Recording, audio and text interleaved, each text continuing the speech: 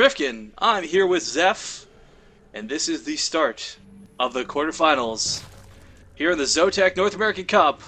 These guys are competing for $100 today, winner take all. And spawning here in the top right corner of the map, he's playing for Dignitas. It is the green dTefel. I should probably check that. There's so many people who have been leaving Dignitas lately. His opponent, spawning as a red Terran in the bottom left-hand corner, it is SCACOldScars. SCA, of course, stands for StarCraft Ascension, a good team here in North America. They're actually pretty good friends of BaseTradeTV. And ColdScars has kind of been making his way up the ladder. We haven't seen him a whole lot in the past, but recently been playing a lot. And I wish the best for him today, because dTefel is a very scary guy to take on. And ColdScars did mention to me just before the game started, dTefel is pretty strong. Yeah, I saw in the chat, Null is telling us that dTefel 2-0'd Naniwa. Oh, damn. It's a pretty sick achievement if that's true. So this guy is not going to be easy to take down by the looks of it. And I don't take a lot of breaks during actual games to give shoutouts, but Joustcraft tuning in from Boston on a vacation, hanging out on BaseTradeTV. I hope you're having a good time, man. But okay, I'm a little curious. Like, dTefel, I gotta say, one of the weak points of dTefel I've seen in recent days, we talked about this before, he has not been faring too well in ZOTAC. He always gets to the quarterfinals, or at least very close to it, and something always seems to go wrong. He's a very consistent player, and I gotta say, he never makes mistakes. His opponents just tend to be able to capitalize on the small chinks in his armor. And one of those chinks in his armor tends to be Hellions.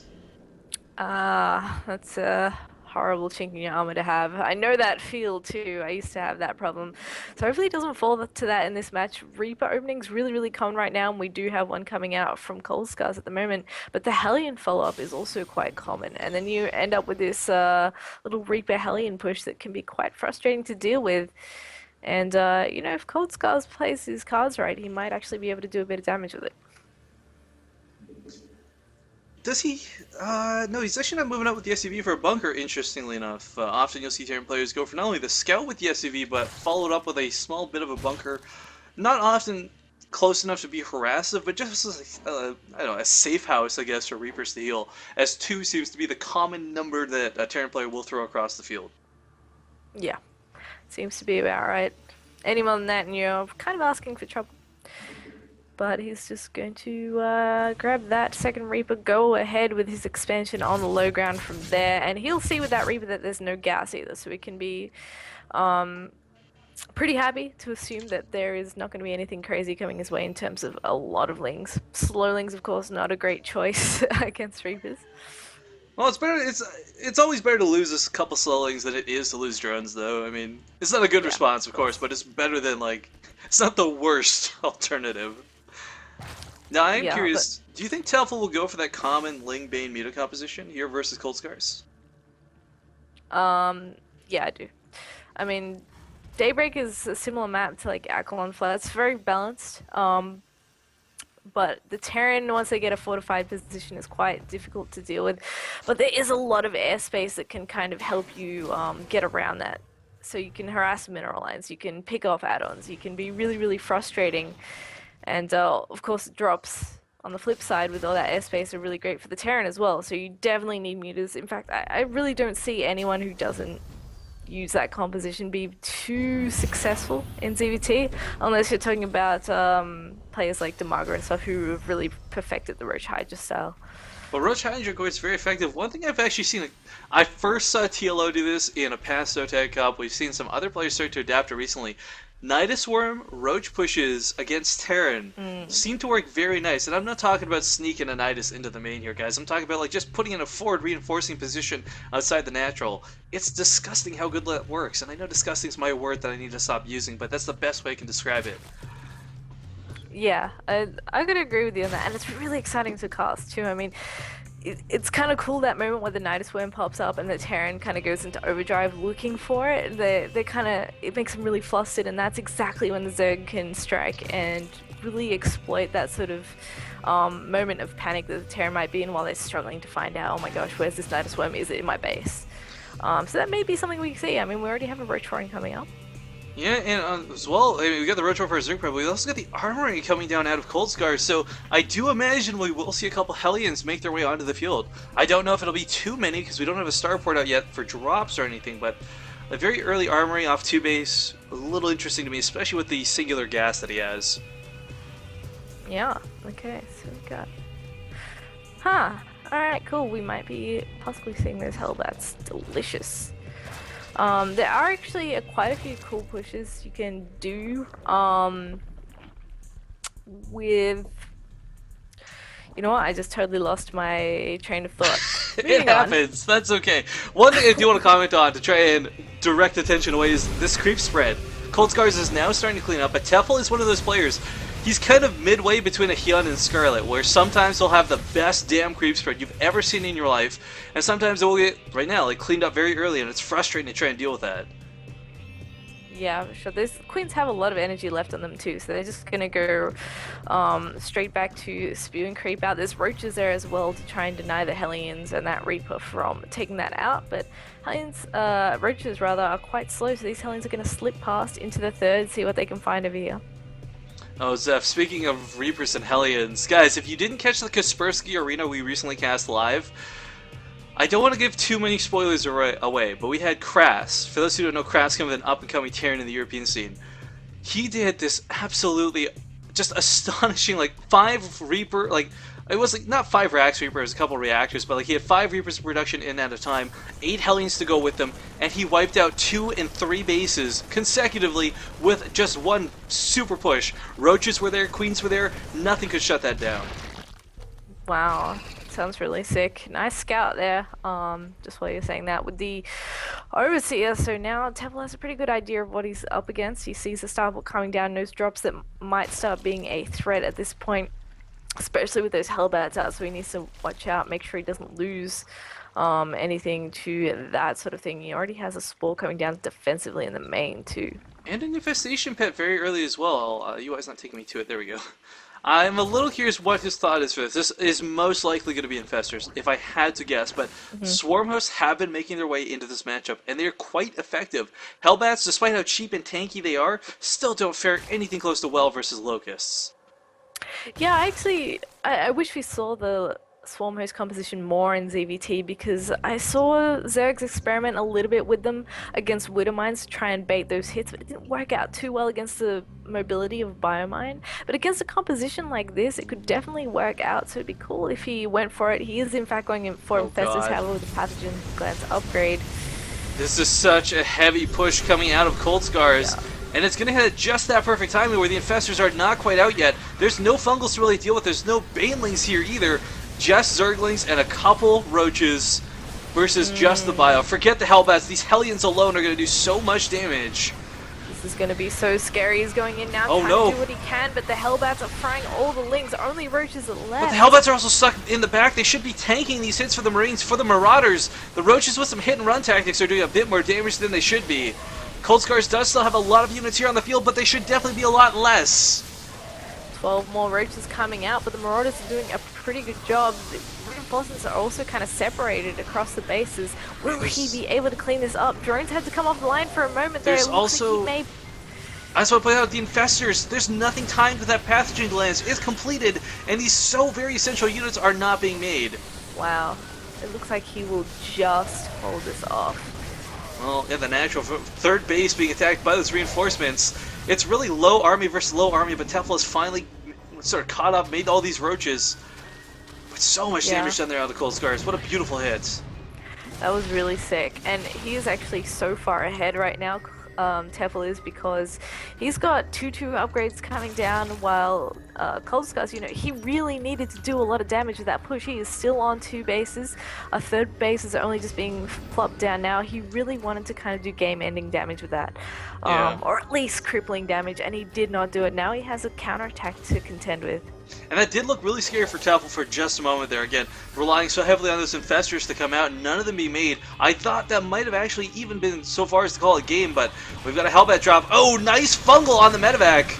We'll shut this Hellbat drop down before it can do any damage. dTefel with some amazing response to that. Really nice job. A Marine is going to clear up the the Overlord at the third base of ColdScars, so he will be able to move towards taking that, but the creep will have to clear. He's going to have a hard time taking that third, I think, because dTefel doesn't look like he will let him have that for free. I mean, the Ultralisk Cavern's about to finish up. His fourth base will be established in not too long as well. So there's going to be a pretty scary army out for dTefel very shortly. And the big thing we all have to consider as well, these roaches, these are the mid-game panic defense units. These were not planned for his composition. These are not meant to be a main component of his army, as we have had dTefel teching melee, looking towards the end game since minute 1 of this game. Yeah, that's it. And those roaches are actually going to be a bonus now in his army because they will help deal with some of the Hellbats. Not that it's such a big deal because the Ultras will close the distance there quite quickly and easily and chop up all those juicy Hellbats. So it's going to be tough for ColdScars, but if he can hold on to that third base and stay alive, he still definitely has a chance of coming back. Well, the army is definitely looking good. He's got the appropriate amount of everything. He's got a good mix of Marauders in this to deal with the Ultras as well as the Roaches. I don't know, this is going to be such a scary fight. He doesn't have tank support. He doesn't have air support. He's got a couple of medevacs. I mean, this army, while it does look absolutely sexy from a Terran standpoint, the Zerg army's looking a little scarier, and we even have a single Swarm House coming out to do what you were talking about earlier, try and bait some Widowmine hits. Yeah, this is going to be so scary. I mean, 4 Ultras coming out, +3 Carapace is about to finish. +3 Melee is still about halfway done, but he may choose to just wait for all his upgrades and then go, or he could just go kind of as soon as the Ultras pop. It doesn't really matter. At the end of the day, he's still going to have so much up against the Terran. And the key thing for me is also the Fungals. I mean, he has to defend in a choke. There's not that much room to spread out. I'm actually a little shocked. dTefel has no Banelings with this army. The Fungals are going to be great, but... Well, he might not, but still, sort of icing on the cake, make this a little bit easier. Beautiful first Fungal goes off. And there's just not enough medevacs to heal the damage. The stim packs are actually going to kill this army faster than the Fungals will. Looks like you're right. He's trying to pick off units where he can, try and target down the Infestors. Great moves by ColdScars, making do with what he has. Here comes the engagement. He's got a great concave against this, but will it be enough against the splash of the Ultras? The Ultras actually getting choked out behind the Roaches, being very ineffectively utilized. dTefel has not actually been able to connect a single Ultras to this army, and because of that, ColdScars is going to drive this back. I can't believe it. Very nice.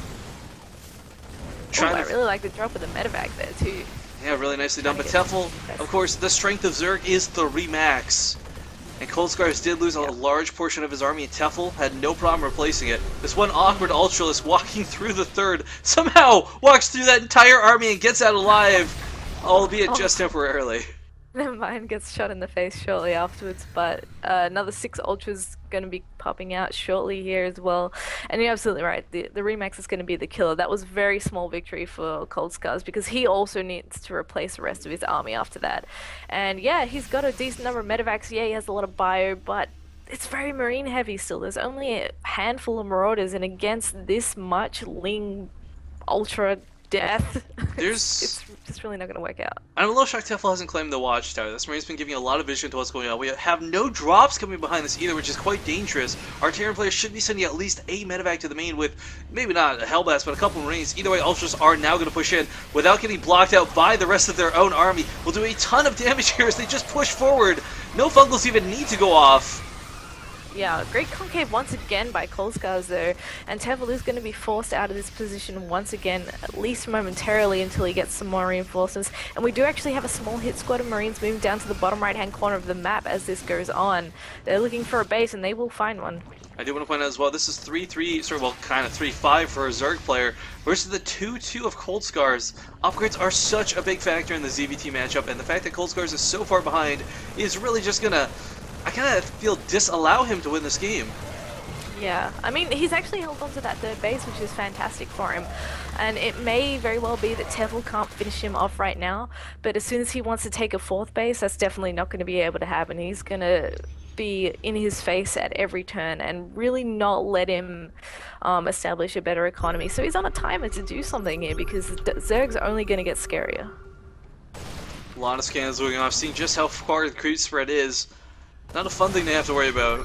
And again, TeFl, I feel like right now, these army engagements, he's taking them. Yes, if he had some banelings with his army, it would be a definitive victory opposed to barely a win. Yeah. Hard to nitpick, though. Fungal.